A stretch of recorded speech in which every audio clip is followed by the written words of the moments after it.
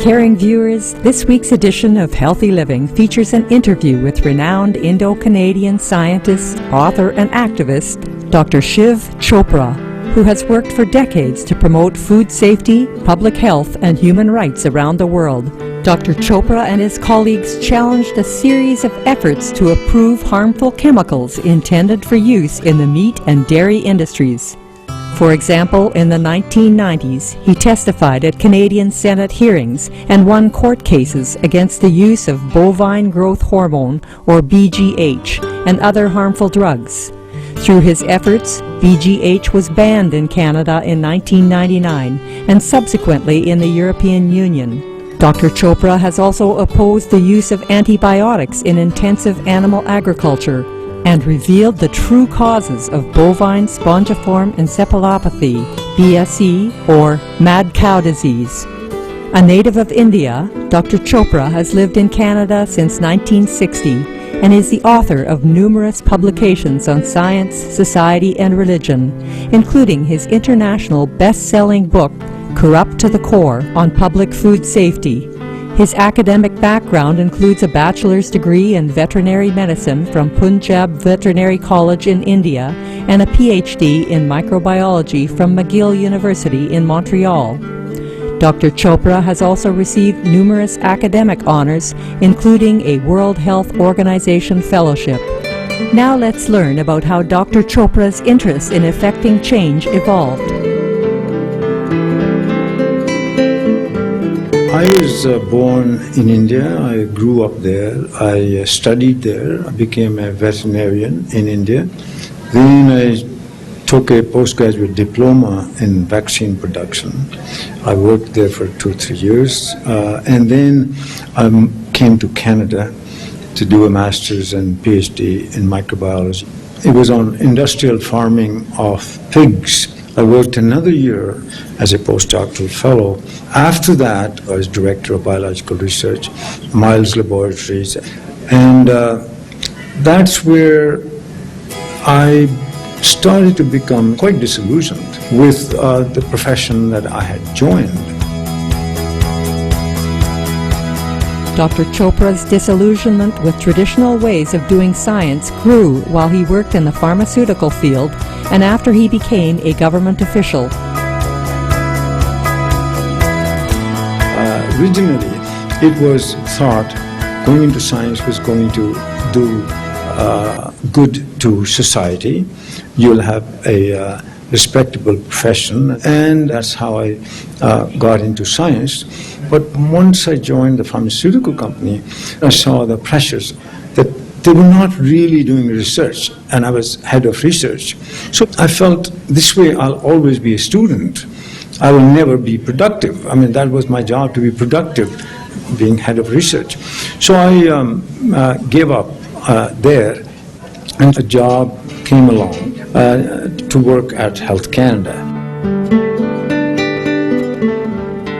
While working for Canada's National Health Service, he began to realize that many commonly used vaccines were actually harmful to human health.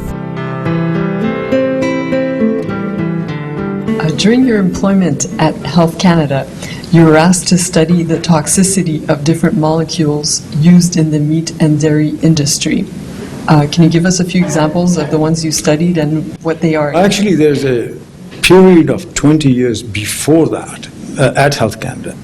Originally, I started as a vaccine expert. A number of vaccines like mumps and rubella, and I was opposed to them, but there was nothing I could do at that time because I didn't have any proof that they would do harm or they would be ineffective. Now I've been proven to be right. And it was still in that area I became a fellow of the World Health Organization, traveling, which took me all over the world. As I studied the regulatory system of vaccines, and only after coming back from there, some years later, I moved over to my original profession, the veterinary side. Dr. Chopra's veterinary background then came into play as he began to see the links between the chemicals administered to industrially farmed animals and human diseases. That's when I got to be working on the human safety of drugs or products which are given to food-producing animals in the Bureau of Veterinary Drugs. So that's where those drugs came, and they had to be looked at from the point of view of human safety. In other words, if drug is given to the animals, then we have to make sure that nothing goes wrong. First of all, are there any residues left of the products are given to food-producing animals? Could it be in their milk? Could it be in their meat? Could it be in the eggs? Alternatively, there were other issues. If you're giving products which residue may not be a problem, is there another way that may harm not just individuals, but public health, like through antibiotic resistance? And then later other products will come up which were not even drugs. It became fashionable in Europe and Canada to feed slaughterhouse waste back to food-producing animals, to chickens and pigs and cows and back to each other, and that caused a serious problem.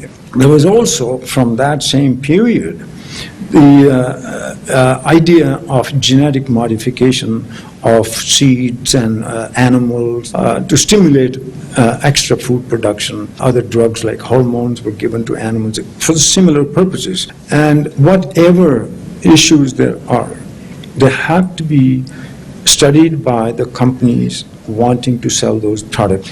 And if there were any problems, then the companies would be told that we're not satisfied, because the law says that the company that sells any product in Canada that directly or indirectly gets into the human food chain or directly into the human body through water, environment, whichever, has to be proven to be safe under the Food and Drugs Act. However, despite the apparent safety provided by this legislation, hormones and other harmful substances that directly affect human health were approved for use in the meat and dairy industries. Then as time went, then they started to take sex hormones, both male and female, make a concoction of them, synthetic and natural, and then they started to inject them into cows. Actually, not just inject, they used to implant them behind the ears, large pellets, and they would remain for the rest of the life of the cattle. And that's the beef that people eat to this day. So that hormone remains behind there, and when the animal is slaughtered, the ear is cut off. And that ear is then boiled to make gelatin. And that gelatin, with concentrated hormones sitting there, now goes into making capsules, it goes into your gel, into your yogurt, into your ice cream, candy, and this is children are eating on a regular basis. What hormones do is they cause cancer and endocrine disruption. So puberty is affected, and you cannot determine the lowest level or the maximum level of something that causes cancer. One molecule attached to a cell can induce cancer. So you cannot determine the maximum residue limit. The second product that we're looking at in a very big way is antibiotics. Antibiotics, you can determine the residue, but the concern there is only allergic reaction in patients who may be allergic. That's not a very big concern. But there's a bigger concern. When you give antibiotic to every animal for life, those antibiotics, once they pass through the intestinal tract of the animal, which is full of trillions of bacteria of various kinds, and as the antibiotic will kill off the good bacteria. It may leave some pathogenic bacteria. The 75% of the antibiotic use is in farm animals. Dr. Chopra sees a number of other threats to public health that are a result of the dysfunctional industrialized global food system. Pesticides are one of them. And they are now beginning to ban many pesticides. Sweden has just banned 80 pesticides. 80! There are hundreds of pesticides. And usually the Scandinavian countries take the lead on this. And so they're doing very well. When you slaughter an animal, only half the animal is meat, the rest is discarded. Now, what do you do with this? Because there's such huge slaughterhouses, they don't want to waste anything. They take the fat and so on, they process that and to go into the soap or cream and then all kinds of things. But the rest of the protein, they boil it up, they dry it, and then they feed it back to the animals. And that set up what's called bovine spongiform disease or mad cow disease, which then transmitted to people and called CJD and killed people. That was another item. And we have pesticides, we have hormones, we have antibiotics, we have slaughterhouse waste, and of course the genetically modified organism, GMOs.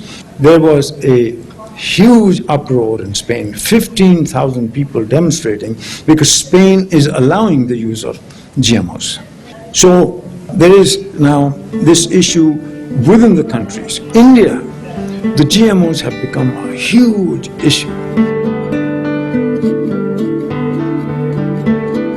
Dr. Chopra believes that informing the younger generation that growing organic foods, free of pesticides and other unnatural substances, is essential to creating a healthy future for our planet.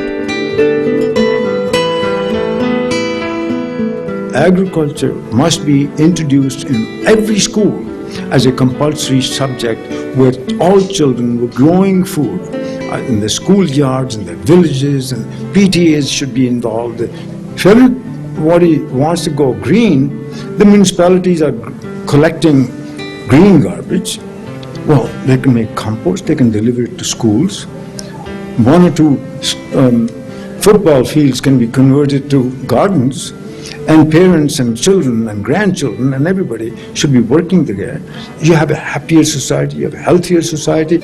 We'll be spending much less on treating disease because the disease will not occur.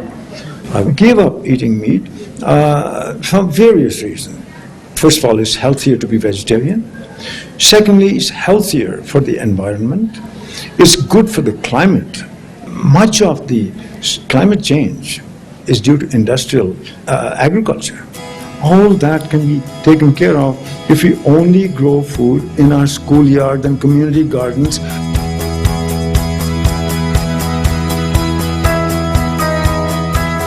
Dr. Shiv Chopra, we thank you for your enlightening comments on food safety and human health. May you have continued success in informing the public and governments around the world about the vital need to end industrial agriculture and the benefits of community-grown organic crops. For more details on Dr. Chopra, please visit www.shivchopra.com.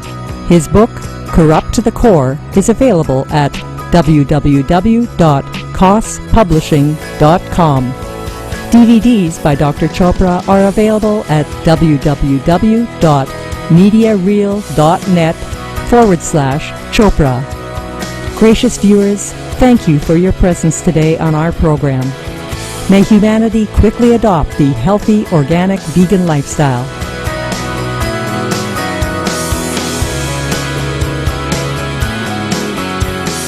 Please see www.tv.com. Please visit www.supreme/MP.